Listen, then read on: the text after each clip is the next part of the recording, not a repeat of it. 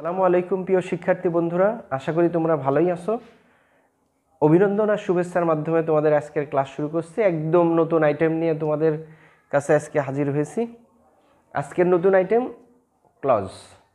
তো দেখো বন্ধুরা, আজকে ক্লজ নিয়ে বিস্তারিত তোমাদের সাথে আলোচনা করব। তো ক্লজটা কি, তার আগে ক্লজের সংজ্ঞা কি সেটা আলোচনা করার আগে আমরা একটা সেন্টেন্সের মাধ্যমে সেটা ক্লিয়ার হই কি যে আসলে ক্লজ কি। দেখো, আমি একটা সেন্টেন্স লিখেছি, সেটা হচ্ছে অ্যাজ হি ওয়াজ স্টাডিয়াস, যেহেতু সে পড়ুয়া ছিল তো হি গট এ প্লাস। এখান থেকে একে দেখো দুইটা অংশ, একটাই সেন্টেন্স বাট এর পার্ট হচ্ছে দুইটা। তো এখানে অ্যাজ আছে, অ্যাজ একটা লিঙ্কার হিসেবে কনজাংশন, সাবঅর্ডিনেট কনজাংশন। তারপরে এখানে হি দেখছি, তারপরে হি ওয়াজ বিজি, হ্যাঁ হি ওয়াজ স্টাডিয়াস, সে পড়ুয়া ছিল, যেহেতু সে পড়ুয়া ছিল হি গট এ প্লাস। দুইটা পার্ট দেখছি এখানে আমি, সেটা হচ্ছে যেহেতু সে পড়ুয়া ছিল, হ্যাঁ সে এ প্লাস পেয়েছিল। তো যেহেতু সে পড়ুয়া ছিল সে এ প্লাস পেয়েছিল, এই দুইটা অংশের প্রথমকার অংশটা হচ্ছে, দেখো যদি আলাদা আলাদা মিন করার চেষ্টা করি, দুইটা অংশেরই কিন্তু সাবজেক্ট ভার্ব আলাদা আলাদা আছে, দুইটা পার্টেরই আলাদা আছে। এই দুইটা যদি অ্যাজটুকু বাদ দেওয়া হয়, হি ওয়াজ স্টাডিয়াস, এটা একটা আলাদা স্বতন্ত্র সাবজেক্ট হয়ে যায়। আবার he got a plus, say A plus পেয়েছিল, দুইটাই ইন্ডিভিজুয়াল সেন্টেন্স হয়ে যায়। কিন্তু অ্যাজ থাকার কারণে এই পার্টটার সাথে দেখো, যেহেতু সে পড়ুয়া ছিল, আমি যদি এখানে থেমে যাই তাহলে পারে মিনিংটা ইনকমপ্লিট থেকে যাবে। কিন্তু পরের অংশে যদি আমি বলি কি যে সে এ প্লাস পেয়েছিল, হ্যাঁ তাহলে এখানে যদি আমি থেমে যাই হি গট এ প্লাস, তাহলে দেখো এটার পূর্ণাঙ্গ একটা মিনিং চলে আসছে, সে এ প্লাস পেয়েছিল, তোমাদের মনে আর কোনো প্রশ্ন থাকছে না। কিন্তু যদি এখানে বলিস যেহেতু সে পড়ুয়া ছিল, হ্যাঁ স্টাডিয়াস ছিল, তো প্রশ্ন হবে কি ছাড় কি হয়েছিল, হ্যাঁ তো বিভিন্ন প্রশ্ন। তার মানে এই পার্টটা একটা অংশ আর এই পার্টটা একটা অংশ, দুইটা মিলে দুই পার্ট একটা সেন্টেন্স প্রডিউস করেছে। এই একটা পার্টকে আমরা কি বলবো, ক্লজ বলবো। হ্যাঁ যেটার কি আছে, একটা ভার্ব আছে, একটা সাবজেক্ট আছে, হ্যাঁ কিন্তু তারা এককভাবে কোনো সেন্টেন্স না। এই সেন্টেন্সের আন্ডারে থাকা অবস্থায় তারা সেন্টেন্স না, কিন্তু সেন্টেন্সের কি একটা পার্ট, অংশ, যাকে আমরা বলি ক্লজের যদি বাংলা করি তাহলে আমরা বলতে হবে ক্লজের বাংলা বাক্যাংশ অথবা কি খণ্ড বাক্য। হ্যাঁ it is not sentence but it is part of sentence. Clause আর ফ্রেজের মধ্যে পার্থক্যটা হচ্ছে, ফ্রেজের হ্যাঁ কি থাকে, একগুচ্ছ শব্দ থাকে, ক্লজেরও একগুচ্ছ শব্দ থাকে, কিন্তু ক্লজের একটা ফাইনাইট ভার্ব থাকে, সেই ভার্বটা কি করে টেন্স অনুসারে পরিবর্তন হয়, কিন্তু ফ্রেজের কোনো ভার্ব থাকে না। তার মানে যদি আমরা সংজ্ঞায়িত করি তাহলে পরে ফ্রেজের কি থাকবে, ফ্রেজের ফাইনাইট ভার্ব থাকে না আর ক্লজের ফাইনাইট ভার্ব থাকে। দেখো এখানে দুইটা ক্লজেরই কি আছে, দেখো বন্ধুরা দুইটা ক্লজেরই একটা করে ভার্ব আছে। যদি আর একটা সেন্টেন্স আমি এখানে লিখি, যদি আমি এখানে লিখি কি যে ইফ ইউ কাম হিয়ার, যদি তুমি এখানে আসো, আই শ্যাল গো দেয়ার, আমি সেখানে যাব। যদি এই সেন্টেন্সটা দুইটা পার্ট, ইফ ইউ কাম, এই কাম ভার্বের সাবজেক্ট ইউ, এখানে গো ভার্বের সাবজেক্ট আই, শ্যাল এখানে অক্সিলারি ভার্ব হিসেবে কাজ করেছে, এখানে দুইটা অংশ, আমি সেখানে যাব, মিনিংটা কমপ্লিট। যদি তুমি আসো, দেখো এইটা বললেই এটার মিনিং পূর্ণতা পাচ্ছে। তার মানে এখানে আমি যেহেতু এখনও ক্লজের ক্লাসিফিকেশনে যাইনি, সেটা আমি তোমাদের পরে বলবো কোনটা কোন ক্লজ। দেখো দুইটা পার্ট মিলেই কি হয়েছে, একটা পূর্ণাঙ্গ সেন্টেন্স তৈরি হয়েছে। তার মানে এই দুইটাই কি একটা ক্লজ। তার মানে এটাও একটা ক্লজ, হ্যাঁ এটাও কি একটা ক্লজ, এটাও একটা ক্লজ, এটাও একটা ক্লজ। ক্লজের বৈশিষ্ট্য নিয়ে দেখো আলোচনার ধারাবাহিকতায় তোমরা এক পর্যায়ে দেখবা সবটুকুই ক্লিয়ার হয়ে গেছে। তো যদি আমরা বৈশিষ্ট্য নিয়ে আলোচনা করি, ক্লজের বৈশিষ্ট্য কি, ক্লজের বৈশিষ্ট্য দেখো, হ্যাঁ প্রথমটা হচ্ছে কি একগুচ্ছ শব্দের সমষ্টি, একগুচ্ছ শব্দ সমষ্টি। তার মানে শব্দের সমষ্টি, একগুচ্ছ, এ গ্রুপ অফ ওয়ার্ডস, একগুচ্ছ শব্দ থাকবে তার, যার একটি সাবজেক্ট থাকে, which has a subject and a finite verb, যার কি থাকে একটা সাবজেক্ট থাকে এবং সাবজেক্ট ফাইনাইট ভার্ব থাকে। তো বন্ধুরা ফাইনাইট ভার্ব কি, দেখো আমার চ্যানেলে ফাইনাইট ভার্বের একটা আলোচনা আছে, ফাইনাইট নন ফাইনাইট ভার্বের, সেটা তোমরা নিশ্চয়ই দেখে নেবা, তাহলে এটা ক্লিয়ার হয়ে যাবে। ফাইনাইট ভার্ব, তো ফাইনাইট ভার্ব হচ্ছে সমাপিকা ক্রিয়া, যেই ভার্বটা টেন্স অনুসারে, হ্যাঁ পার্সন অনুসারে পরিবর্তন হয়, সেটাই হচ্ছে ফাইনাইট ভার্ব। তো ফাইনাইট ভার্ব থাকা সত্ত্বেও 3 নম্বর, ফাইনাইট ভার্ব থাকা সত্ত্বেও হ্যাঁ সেন্টেন্স নয়, মানে সেটা সেন্টেন্স নয়, হ্যাঁ সেন্টেন্সের অংশ মাত্র, যেটা বললাম কি যে খণ্ডবাক্য, হ্যাঁ খণ্ডবাক্য হিসেবে কাজ করে। যদি ডিফাইন করি, হ্যাঁ যদি ডিফাইন করি তাহলে হবে clause is a group of words which has a finite verb, কি থাকবে, যার ফাইনাইট ভার্ব থাকবে, হ্যাঁ অফ ইটস ওন, হ্যাঁ যার নিজস্ব ফাইনাইট ভার্ব থাকবে, অ্যান্ড অ্যাক্টস যা কাজ করবে লাইক আ সিঙ্গেল ওয়ার্ড, একটা সিঙ্গেল ওয়ার্ডের মতো কাজ করবে, in a sentence is a clause, আর সেটাই হবে কি একটা ক্লজ, অথবা ইজ কল্ড আ ক্লজ, তাকে একটা কি বলা হবে, ক্লজ বলা হবে। তো এইবার আমি বেশ কিছু সেন্টেন্সের মাধ্যমে আমি তোমাদের হ্যাঁ কোন ক্লজ, সাবঅর্ডিনেট ক্লজ, প্রিন্সিপাল ক্লজের শ্রেণী বিভাগ নিয়ে আলোচনা করব। দেখো বন্ধুরা, এখন তোমাদের ক্লজের ক্লাসিফিকেশন নিয়ে আলোচনা করছি। এর আগে ক্লজ কি কাকে বলে সেটা দেখলাম। এখন ক্লজ প্রধানত আমরা দেখছি, এখানে লিখছি ক্লজ প্রধানত মানে ক্লজ 3 প্রকার। প্রথম হচ্ছে ইন্ডিপেন্ডেন্ট ক্লজ, প্রিন্সিপাল ক্লজ আর মেইন ক্লজ। তার মানে যার নামই প্রিন্সিপাল তার নামই, যার নামে ইন্ডিপেন্ডেন্ট তার নামে প্রিন্সিপাল, তার নামে হচ্ছে মেইন, মানে যেই স্বাধীন হয় সেই কি হয়, প্রধান হয়, প্রিন্সিপাল। তো একটা হচ্ছে প্রিন্সিপাল আর একটা হচ্ছে প্রিন্সিপাল, বানান কিন্তু আলাদা, PLE প্রিন্সিপাল মানে মূলনীতি, আর মেইন মানে হচ্ছে কি প্রধান। তো মেইন, তারপরে আছে ডিপেন্ডেন্ট ক্লজ, তারপরে সাবঅর্ডিনেট ক্লজ। তো dependent clause, dependent clause, subordinate clause.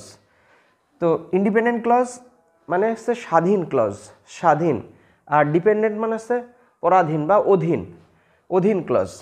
আর কোঅর্ডিনেট শব্দের অর্থ হচ্ছে সমপদস্থ,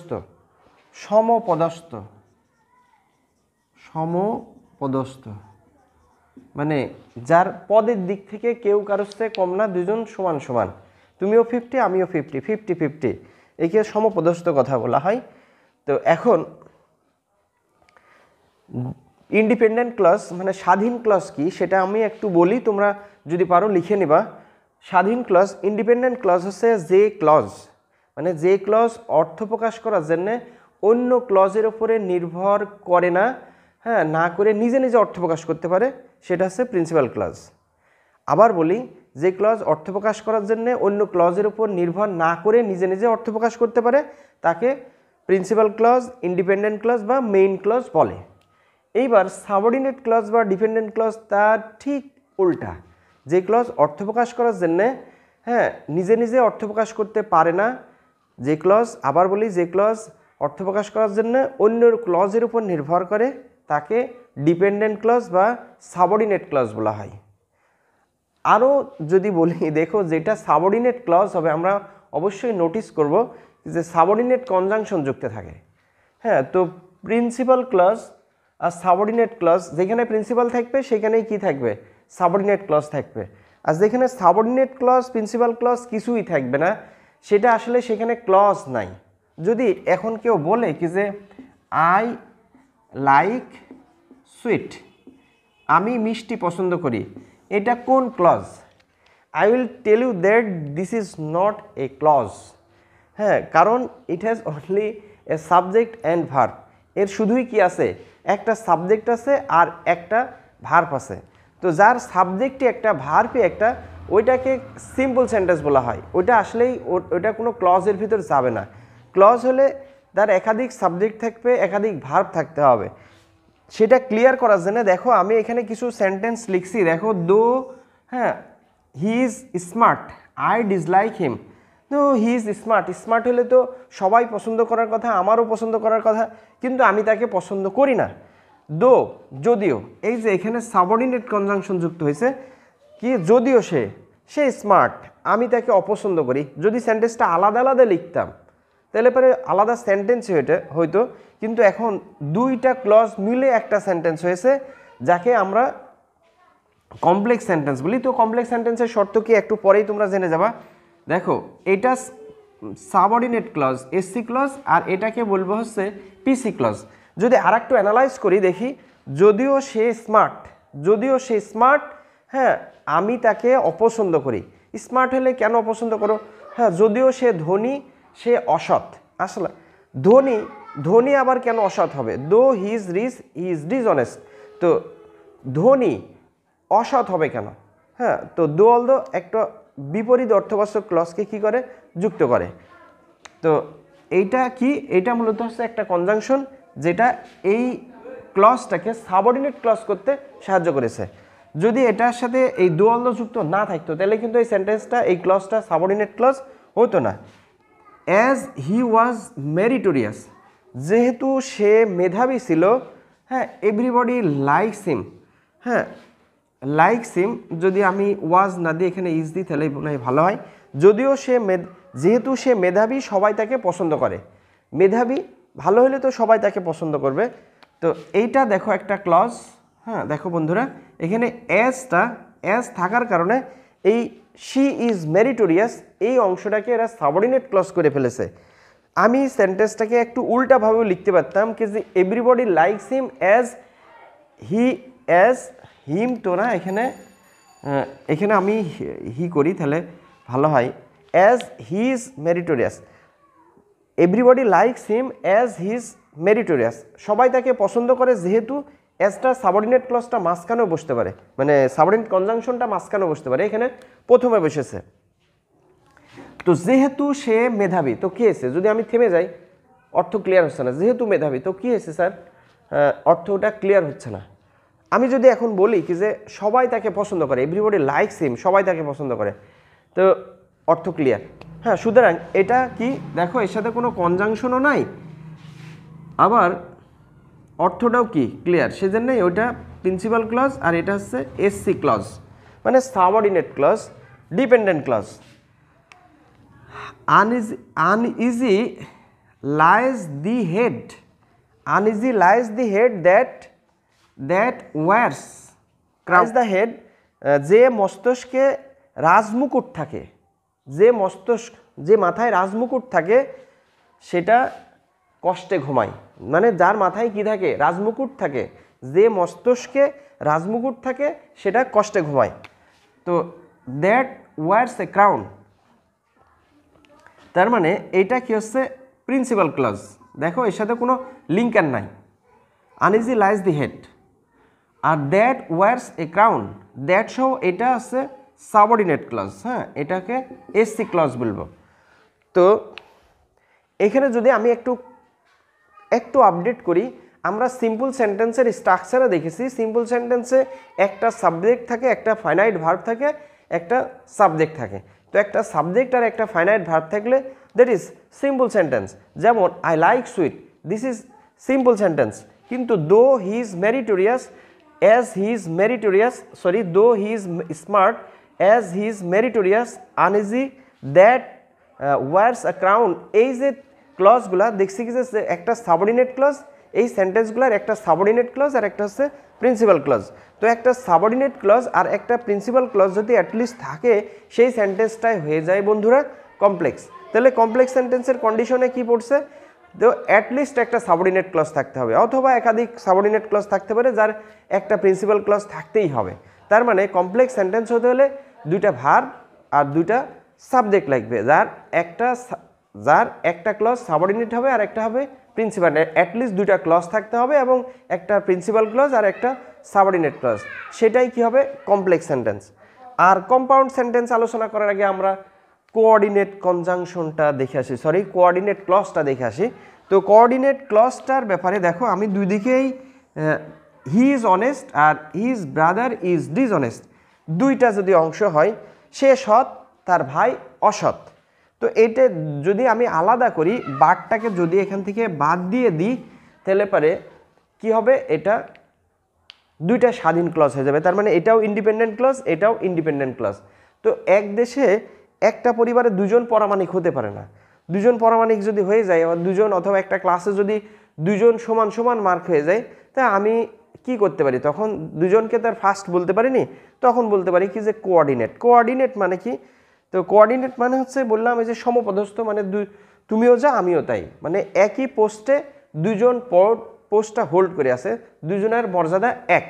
তো দুজনকে আমি ইন্ডিপেন্ডেন্ট বললে একজনকে ইন্ডিপেন্ডেন্ট বললে আরেকটা সাবঅর্ডিনেট হয়ে যায়। তো আমি এখন ইন্ডিপেন্ডেন্ট বলতে পারছি না, কারণ ইন্ডিপেন্ডেন্ট বললে আরেকটা ক্লজটা সাবঅর্ডিনেট আমাকে বলতে হবে, কিন্তু সেটা আমার কাছে সেই ক্ষমতা নাই। তো এইটাকেও আমি কোঅর্ডিনেট ক্লজ বলবো, কো ক্লজ। আর এটাকেও কি করব? Coordinate clause. তার মানে সমপদস্থ ক্লজ, একে অন্যের পরিপূরক, মানে কেউ কারোর উপরে নির্ভরশীল না, দুজনাই স্বাধীন। তাহলে বার্ড দিয়ে কি হয়েছে?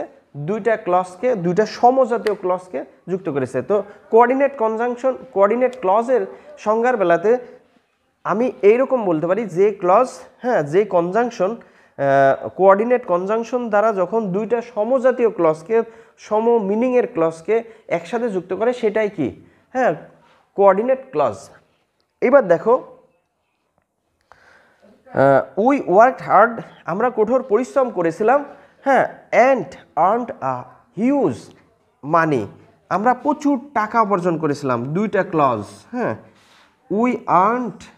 উই ওয়ার্কড হার্ড, আমরা কঠোর পরিশ্রম করেছিলাম এবং প্রচুর টাকা উপার্জন করেছিলাম। তো এখানে দেখো এটা স্বাধীন, এই অ্যান্ডটা কি করেছে? এটা অ্যান্ডটা হচ্ছে coordinate conjunction, not subordinate conjunction. তো কোঅর্ডিনেট কনজাংশন দুইটা ক্লজ, সমজাতীয় ক্লজকে কি করেছে? যুক্ত করেছে। এটাও স্বাধীন হতে পারে, আমরা কঠোর পরিশ্রম করেছিলাম, মিনিং ক্লিয়ার। এখানে ভার্ব সাবজেক্ট নাই, মানে এখানে উই আছে। প্যারালেলিজমের নীতি অনুসারে একই সাবজেক্ট হলে পারে, সেটা কমন হিসেবে থাকতে পারে। We earned a huge money, আমরা প্রচুর টাকা আয় করেছিলাম। তো দুইটা সমজাতীয় ক্লজকে একসাথে যুক্ত করার কারণে সেন্টেন্সটা কি হয়ে গেল? দুইটা ক্লজটাই কি হলো বন্ধুরা? কোঅর্ডিনেট ক্লজ হয়ে গেল। দেখো কোঅর্ডিনেট ক্লজ, এখানেও কি কোঅর্ডিনেট ক্লজ। তারপরে দেখো টেক ইট, নাও এটা, লিভ দ্য প্লেস, স্থানটা ত্যাগ করো। দুইটা কি হয়েছে? দুইটা ক্লজ অর দ্বারা যুক্ত হয়েছে। এটা নাও অথবা, স্থানটা ত্যাগ করো। তার মানে যদি না নাও তাহলে স্থানটা ত্যাগ করো। এটা নাও অথবা কি করো? স্থানটা ত্যাগ করো। এটা নাও অথবা স্থানটা ত্যাগ করো। তো দুইটাই কি হচ্ছে? দেখো স্বাধীন, স্বাধীন, স্বাধীন। তো স্বাধীন দুজনকে আমরা স্বাধীন না বানা, দুজনের সমপর্যায়ের বানা দিলাম, সেটা হচ্ছে কোঅর্ডিনেট ক্লজ করে দিলাম। আর মাঝখানে যেটা থাকলো সেটা হচ্ছে কি? Coordinate conjunction. তার মানে বাট, অ্যান্ড আর অর, ফর, এই যে এইসব কনজাংশনগুলা, এইগুলা কি করে? কম্পাউন্ড সেন্টেন্স যুক্ত করে। যখন কোঅর্ডিনেট ক্লজ যুক্ত সেন্টেন্স থাকবে, সেন্টেন্সে কোঅর্ডিনেট কনজাংশন থাকবে, তখন ওই সেন্টেন্সটা কি হয়ে যাবে? কম্পাউন্ড সেন্টেন্স হবে। তাহলে কম্পাউন্ড সেন্টেন্সের শর্ত কি? কম্পাউন্ড সেন্টেন্সের শর্তেও অ্যাটলিস্ট দুইটা ভার্ব থাকবে, সাবজেক্ট থাকবে। সাবজেক্ট একটা থাকলেও ফোর্স কিন্তু দুই রকম থাকে। কেউ এখানে বলতে পারে কি যে স্যার দুইটা সাবজেক্ট তো এখানে নাই, সাবজেক্ট তো একটা। আসলে এখানে আছে একটা ডিসগাইজ অবস্থা আছে, যে এখানকার সাবজেক্ট, আর্ন ভার্বের সাবজেক্ট কোনটা? সেটা হচ্ছে উই। আবার ওয়ার্ক ভার্বের সাবজেক্ট কোনটা? সেটাও কি উই। তার মানে কম্পাউন্ড সেন্টেন্সে দুইটা সমজাতীয় ক্লজ, কোঅর্ডিনেট ক্লজ দ্বারা কি হয়? কম্পাউন্ড সেন্টেন্স গঠন হয়। তার মানে দুইটা সাবজেক্ট থাকবে, এখানেও কি হবে? দুইটা ভার্ব থাকবে, এবং দুইটাই কি হবে? স্বাধীন অর্থ প্রকাশ করবে। সেটাকেই কি হবে? কম্পাউন্ড সেন্টেন্স বলা হবে।